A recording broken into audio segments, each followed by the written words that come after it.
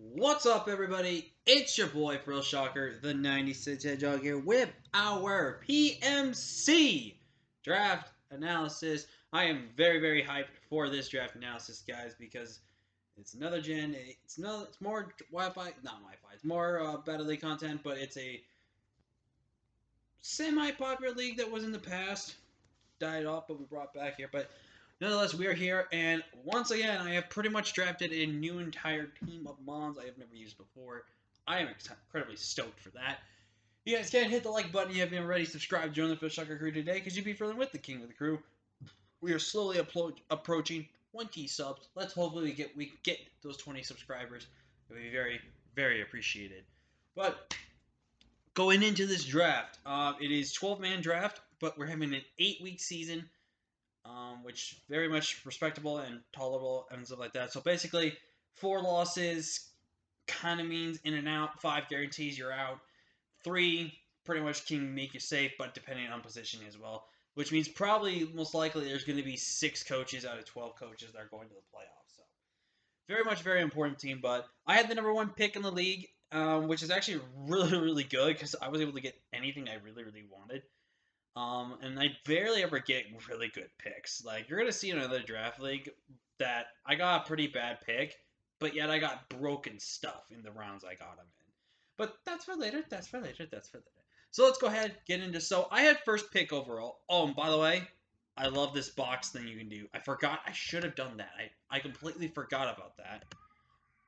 I'll remind myself to do that next time. Also, ignore the cats in the background. So I had first pick overall. And I wanted to think on what I wanted. There were things like Spectrier, there were things like Terrakion, Zygarde, and stuff.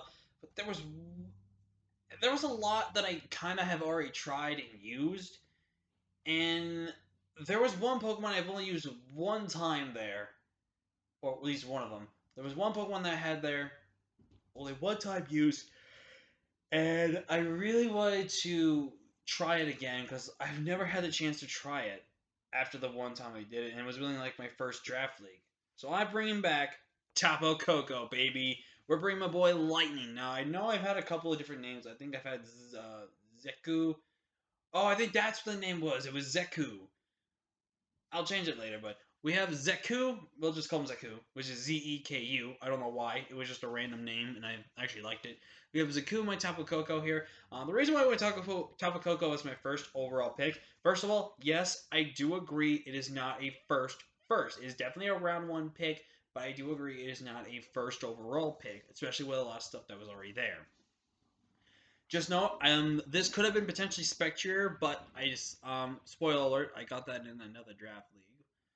So I'll keep a little hush on it. But I went with Tapu Koko for the fact that, again, I only used Tapu Koko once. Tapu Koko is still really good. It is a shame that this thing did not get close combat or play rough, or at least rising voltage. This thing would have been so good. This thing could have arguably been put into Ubers because of that. But the data mines lied about it, so we actually don't get those on our Tapu Koko, which is really unfortunate because Tapu Koko would have been so much better. And definitely would have been a round 1 worthy pick. But nonetheless, still Electric Fairy is a very good offensive typing. This thing is very fast. It provides Volt Switch and U-turn pivoting, which is really good for my team. A perfectly good balanced mixed attacker. And it's also got some cool little sets of stored power, Iron Defense, Roost. It could be a screener with Light Clay and with Light Clay. Just overall a very good mon. So after waiting about 22 picks, it became my wheel. So I wanted to think, okay, what's some really good pairing that I can do here to help with Tapu Koko in a way? And there was one Pokemon I've been wanting to try ever since Crown Tundra came out. It's my man Frost, Glacier, baby. Now, a lot of people have been saying that the horses are not good without Calyrex with them. And to you people, I say you're wrong. I can admit why Spectrier is a little bit more favored because of the offense abilities that Spectrier comes, but you gotta think about this. Spectrier basically has no moveset coverage except Shadow Ball and Mud Shot. That's literally it. Glacier, however, provides a great move pull. It provides a fantastic bulk, which most ice types in the game are not this bulky as you can see. And what's also really good about this, it provides Trick Room. That is something I very, very like about a Pokemon like this. This is one of the few Pokemon that actually can comfortably switch into Ice types and not have to worry about taking chip damage besides Fire typing. This is also one of the Pokemon that can actually take on a little Ninetales because it actually gets Steel type coverage, which is very, very great. I think a lot of people are sleeping on Glacier, and I hope I can prove that is actually a very great Pokemon. I wish I had picked this round 3 instead of round 2, but it is what it is. By the way, Chilling Nave, you guys know, is basically Moxie, so basically this Pokemon, if it gets a kill, it's just going to start murdering everything. And if I build this thing correctly, it can take hits and be able to just dish out so much damage. And to pair that up, I picked up my boy, Titanium Metagross. I think I've only used Metagross in 1 or 2 draft leagues from start to finish, or maybe 1 start to finish, and then 1 I kind of took over a team and stuff like that. But I have really not used Metagross at all, really, except for that was a couple of times. So I am very excited to use Metagross.